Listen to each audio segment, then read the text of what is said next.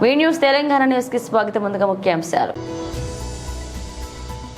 జార్ఖండ్లోని జంబేష్పూర్లో బహిరంగ సభలో ప్రసంగిస్తున్న ప్రధాని నరేంద్ర మోదీ.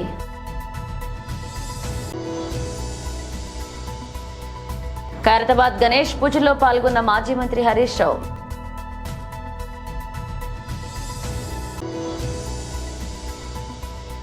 ఎమ్మెల్యే మధుసూదన్ రెడ్డి తండ్రి 10వ రోజు వేడుకల్లో ముఖ్యమంత్రి రేవంత్ రెడ్డి.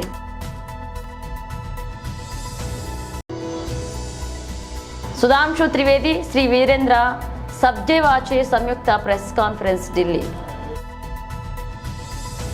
జార్ఖండ్లోని జంషెడ్పూర్లో బహిరంగ సభలో ప్రసంగిస్తున్నారు ప్రధాని నరేంద్ర మోదీ. झारखंड के आप लोगों से मैंने वादा किया था कि आमने सामने आकर बातचीत होगी. जब सुबह मैं रांची पहुंचा तो मौसम ज्यादा खराब हो गया. हेलीकॉप्टर उड़ नहीं सकता था. इसलिए मैंने तय किया कि सड़क के रास्ते ही जमशेदपुर जाऊंगा.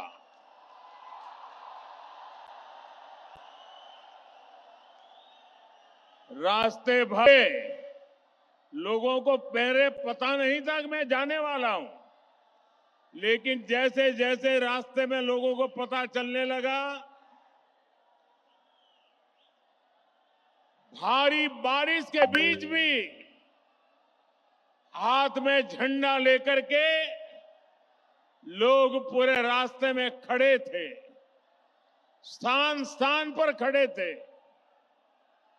ये प्यार, ये आशीर्वाद मेरे जीवन की बहुत बड़ी पूंजी है. साथियों, बारिश कितनी ही तेज क्यों न हो, रुकावटें कितनी ही ज्यादा क्यों न हो,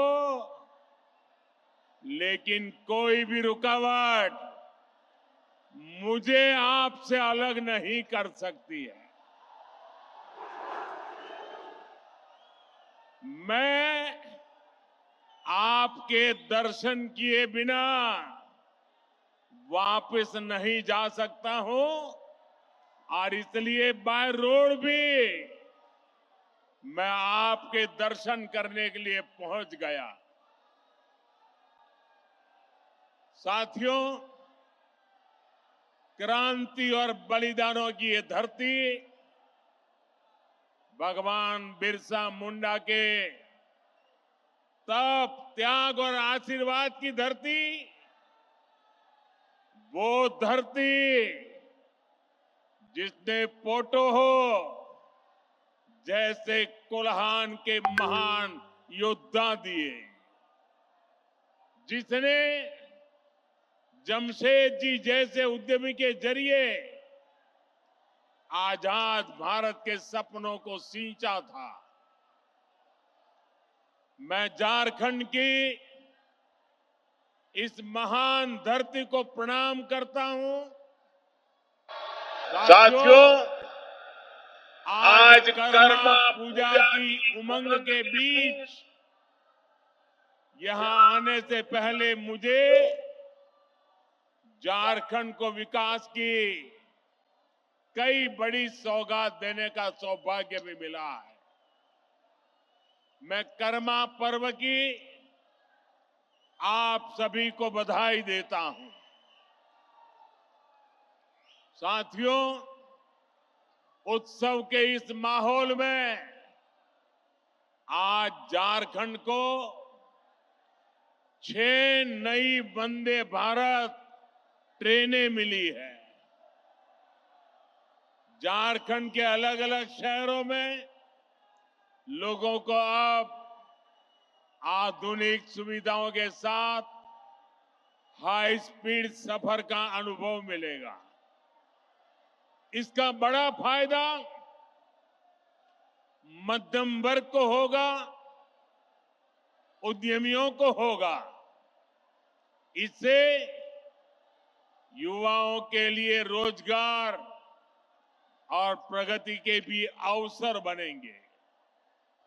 साथियों, आज झारखंड के हजारों गरीबों को पीएम आवास योजना के जरिए पक्के घर भी मिले हैं। इनमें से ज्यादातर घर मेरी माताओं बहनों के नाम पर है। कर्मा पूजा के दिन बहनें अपने भाई की लंबी आयु के लिए प्रार्थना करती है।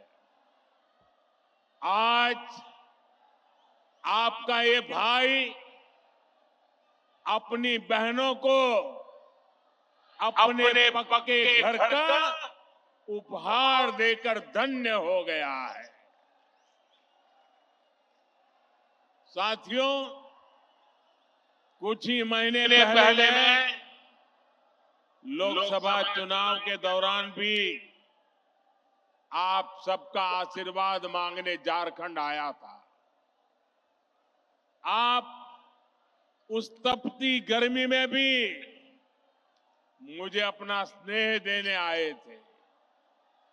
दुनिया ने देखा, एक तरफ सारा विपक्ष मोदी को हराने के लिए बेचैन, पूरी जमात बड़े बड़े षड्यंत्र, बड़ी बड़ी साजिशें, झूठ फैलाने की इतनी बड़ी मशीनरी, इतना बड़ा अफवाह का तंत्र।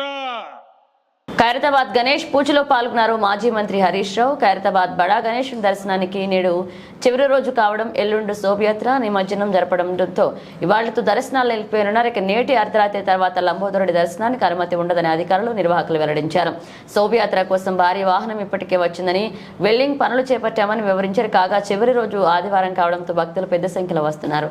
ఇక ఫ్యామిలీతో సహా వచ్చి బడా గణేష్ దర్శనానికి బారులు తీరారు.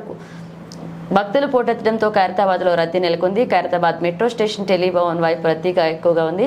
ఇక దర్శనానికి చివరి రోజు కావడంతో భక్తులు రద్దీకి అనుగుణంగా సెక్యూరిటీ ఏర్పాట్లు చేస్తామని, ఎక్కడ ఎలాంటి ఇబ్బంది తలెత్తకుండా జాగ్రత్తలు తీసుకున్నామని పోలీసులు తెలిపారు. సీసీ కెమెరాల ద్వారా ప్రత్యేకంగా మానిటరింగ్ చేస్తున్నట్లుగా చెప్పారు. ఈ రోజు సాయంత్రం బడా గణపతి మెడలో వేస్తున్న 1,00,000 రుద్రాక్షలను పంచిపెట్టనున్నారు. సెప్టెంబర్ 17న మహాశోభయాత్ర తర్వాత హుస్సేన్ సాగర్ నిమజ్జనం జరగనుంది.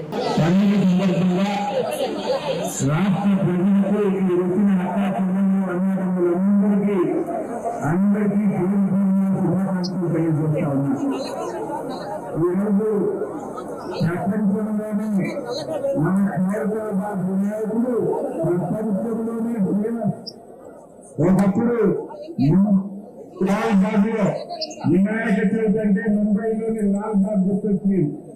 కానీ దేశమంతా అంటున్నది ఒకటే మాట, అది ఖైరతాబాద్ గణేష్ గణేష్ మహారాజ్ కి జరుగుతుంది. దేశంలోనే కాదు, ప్రపంచంలో అతిపెద్ద గణేష్ విగ్రహాన్ని స్థాపించిన ఘనత మా ఖైరతాబాద్ నిరోధకులకే దక్కింది. వారందరికీ మనస్ఫూర్తిగా అభినందనలు, శుభాకాంక్షలు తెలియజేస్తా ఉన్నారు. ఇంట్లో ఒక చిన్న శుభ కార్యం చేయాలంటేనే చాలా కష్టమవుతుంది. 70 ఏళ్ళకేది 70 అడుగుల ఈ యొక్క విగ్రహాన్ని పెట్టిందంటే నిజంగా మన నిర్వాహకులు చూసి ఎంతో గొప్పని వారిని నేను మనస్ఫూర్తిగా అభినందిస్తా ఉన్నా. ఈరోజు భారతదేశంలో మనకి భారతీయ సంస్కృతి చాలా గొప్పది. భిన్నత్వంలో ఏకత్వం, ఏకత్వంలో భిన్నత్వం.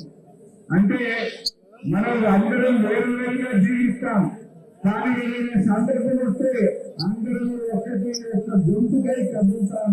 అదే భారతీయ సంస్కృతి. అది దసరా పండుగైనా, దీపావళి పండుగైనా, బతుకమ్మైనా, బోనాలైనా, శ్రీరామనవమైనా, వినాయక చవితి అయినా, హోలీ అయినా, రంగోలీ అయినా అందరూ కలిసి సామూహికంగా నిర్వహించుకునే గొప్ప సంస్కృతి మన భారతీయ సంస్కృతి అని చెప్పి గుర్తు చేస్తా ఉన్నా.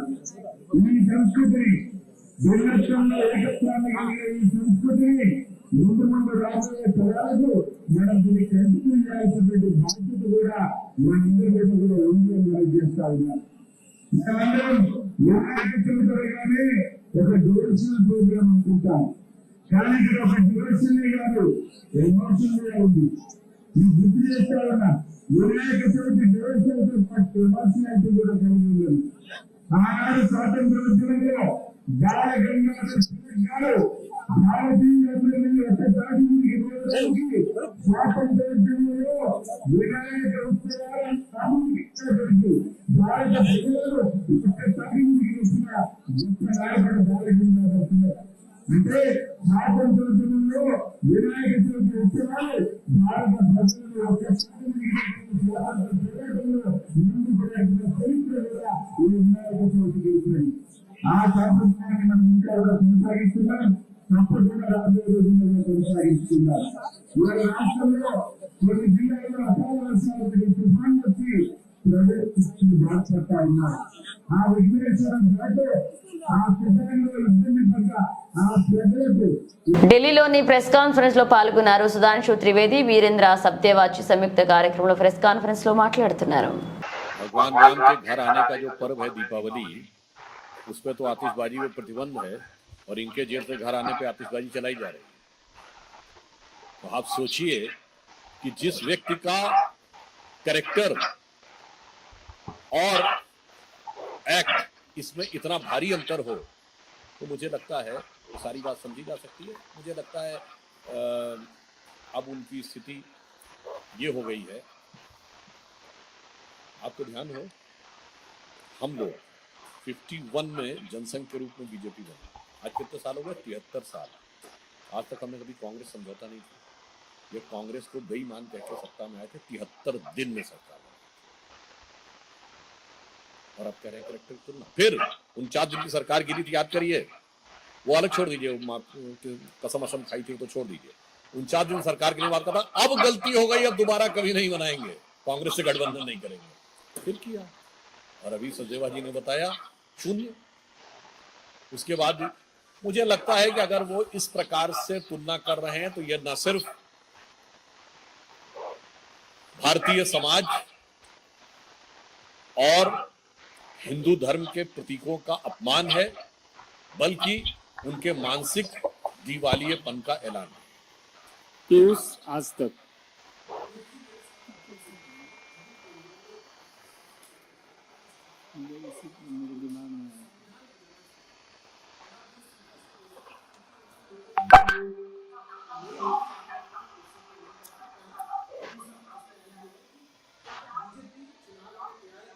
मैंने अभी आपसे कहा और माननीय सुधांशु जी ने भी कहा, उनका अपना फैसला 3 महीने पहले सुना चुकी है और अरविंद केजरीवाल गली गली उस समय भी घूम रहे थे और वो बार बार एक ही बात कह रहे थे कि अगर आप लोग चाहते हो कि मैं जेल ना जाऊं तो आम आदमी पार्टी को वोट दीजिए। दिल्ली की जनता ने फैसला सुना दिया, इनको जीरो करके भेज दिया।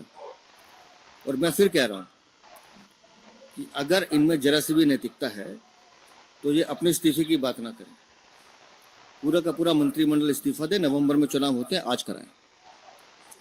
जनता इनको जवाब, मैं बता रहा हूँ, हम कह रहे हैं चुनाव की तैयारी इसलिए कह रहे हैं, हमें पता है कि जनता का दर्द क्या है। पूरी दिल्ली की जनता इनसे निजात चाहती है, इनके भ्रष्टाचार से मुक्ति चाहती है।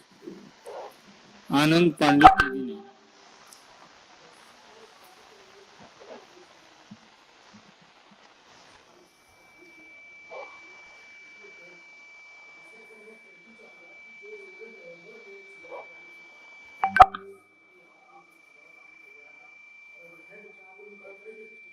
देखिए, उनके चरित्र की तरह उनका बयान भी छलावा है।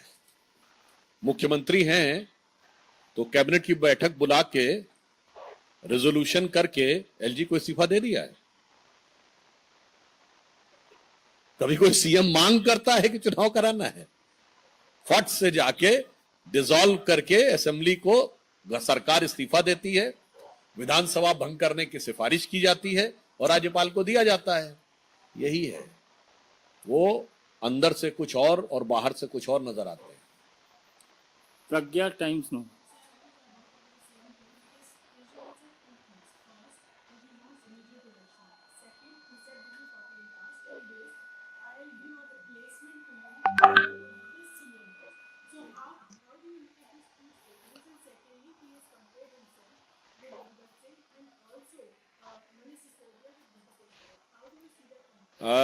This 48 hours time which he has sought is definitely seen as enshrined in a deep mystery, that for which he is trying to find a replacement or trying to do some placements. What Sajjabaji has said. And second thing, it is ridiculous if a chief minister who is having overwhelming majority, more than 90% of MLAs in assembly, if he is having an iota of truth in his intention, what he is saying, then he should call the meeting of the cabinet, resign as chief minister, and the entire cabinet should resign, recommend the dissolution of assembly, and give the letter to LG.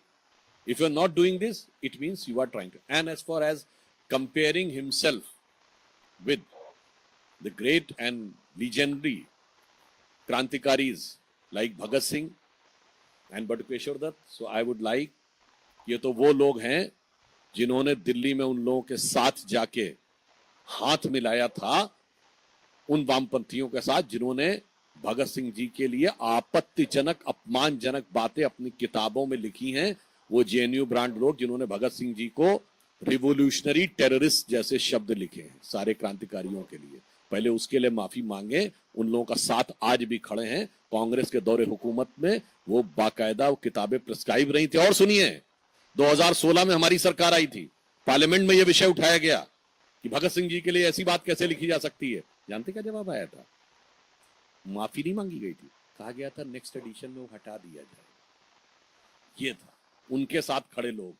तो मुझे लगता है మాజీ MLA Gopireddy Srinivasareddy press meet లో మాట్లాడారు. అలా చూద్దాం. ఏది కూటమి ప్రభుత్వంలో భాగస్వామి అయ్యుండి కూడా ఎక్కడా కూడా ఒక ప్రయత్నం కూడా చేయకపోవడం చాలా దారుణం.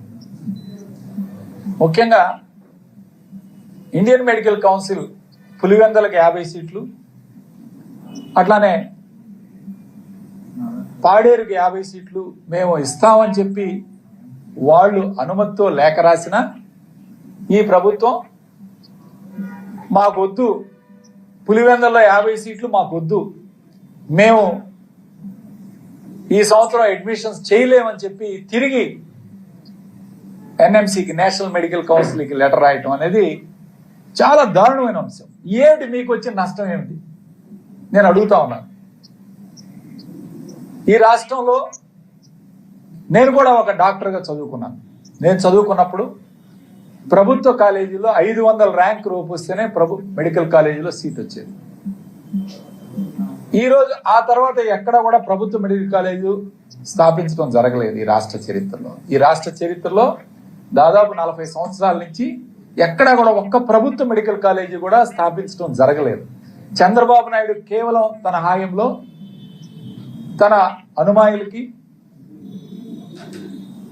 తనకి ఎవరైతే ఇష్టమైన వాళ్ళందరికీ ప్రైవేట్ మెడికల్ కాలేజీలు కట్టజెప్పాడు తప్ప ప్రభుత్వ మెడికల్ కాలేజీ రాష్ట్రంలో ఎక్కడా కూడా రాకపోవడం చాలా శోచనీయం, చాలా బాధాకరం.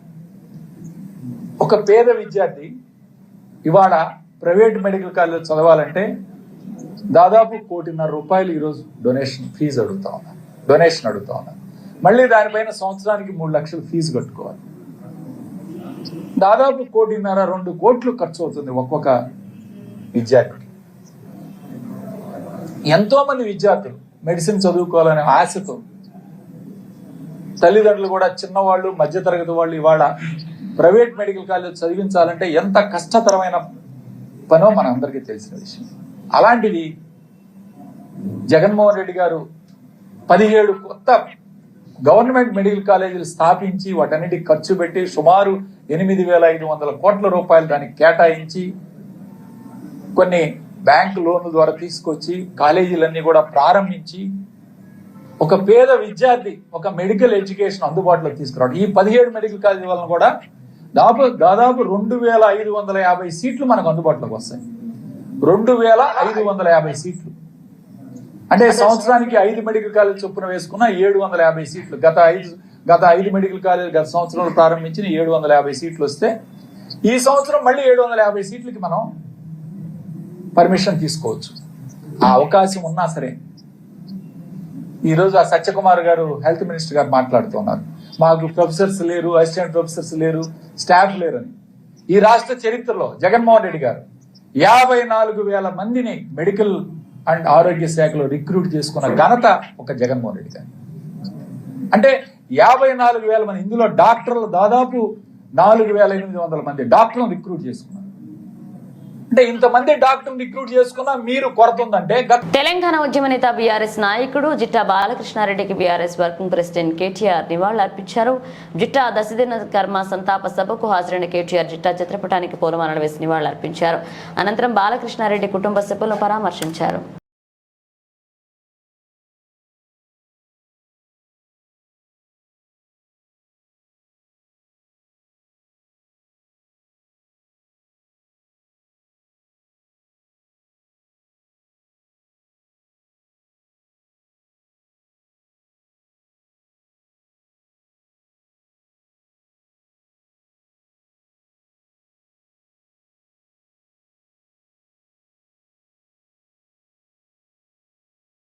ఎమ్మెల్యే మధుసూదన్ రెడ్డి తండ్రి 10వ రోజు వేడుకల్లో ముఖ్యమంత్రి రేవంత్ రెడ్డి పాల్గొన్నారు.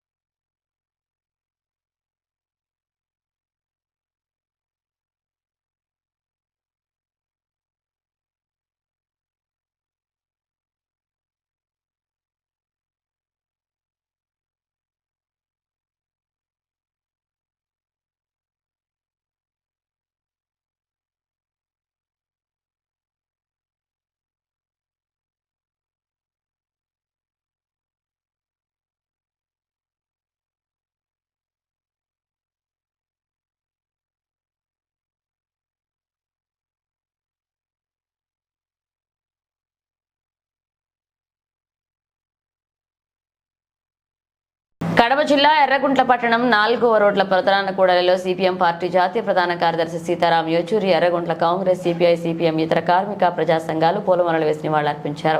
ఈ కార్యక్రమంలో సిపిఎం నాయకులు విపి బయన్న, అన్వేష్, సిపిఐ నాయకులు ఓబుల్ రెడ్డి, కాంగ్రెస్ పార్టీ నాయకులు కృష్ణారెడ్డి, ఓబయ్య, ఆర్డీపీపీ కార్మిక నాయకులు వెన్నపూస సుబ్బారెడ్డి, మైనారిటీ నాయకులు హుస్సేన్ బాషా, అంబేద్కర్ ఫోరం నాయకులు హుస్సేన్ బాషా, మాల మహానాడు నాయకులు రాజు, ఎస్ఎఫ్ఐ మాజీ రాష్ట్ర కమిటీ సభ్యులు జీసీ కులాయిరెడ్డి పాల్గొన్నారు. చాలా నష్టదాయకం దేశానికి. ఈరోజు చాలా అల్లకల్లోలంగా ఉంది. మీరు చూస్తున్నారు, పైకి మాటలు అబద్ధాలు చెప్తున్న నాయకులు దేశం ముందుకు పోతుంది అంటున్నారు, అభివృద్ధి చెందుతుంది అంటున్నారు. ఒక్క పేదరికం ఒక్కడు కూడా ముందుకు వేయలేదు. రక్తాన్ని చెమటగా మార్చినటువంటి శ్రమజీవుల రక్తాన్ని అంతా చేసి పిప్పి చేసి కొంతమందికి మాత్రమే దారిపోతున్నారు ఈ ప్రధానమంత్రి. మణిపూర్ మణిపోతుంది, మణిపూర్ ముఖం చూడడం లేదు, సత్యం చెప్పడం లేదు. ఇటువంటి హింసత్వం అనేది మనం మొత్తం పురోగతికి చాలా నష్టదాయకులతో ఆయనకు నివాళులర్పించి అందరికీ కూడా పేరు పేరు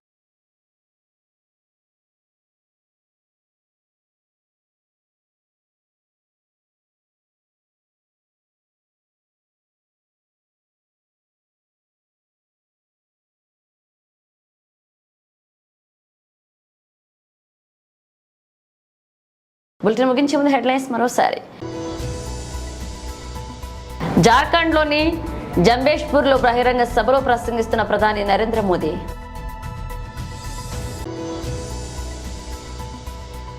ఖైరతాబాద్ గణేష్ పూజలో పాల్గొన్న మాజీ మంత్రి హరీష్ రావు.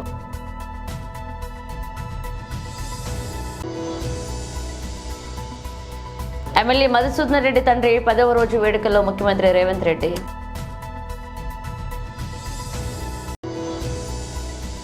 సుధాంశు త్రివేది, శ్రీ వీరేంద్ర సబ్జేవాచే సంయుక్త ప్రెస్ కాన్ఫరెన్స్ ఢిల్లీ. ఇవి బులెటిన్ అప్డేట్స్. మరణ అప్డేట్స్ మళ్ళీ కలుద్దాం.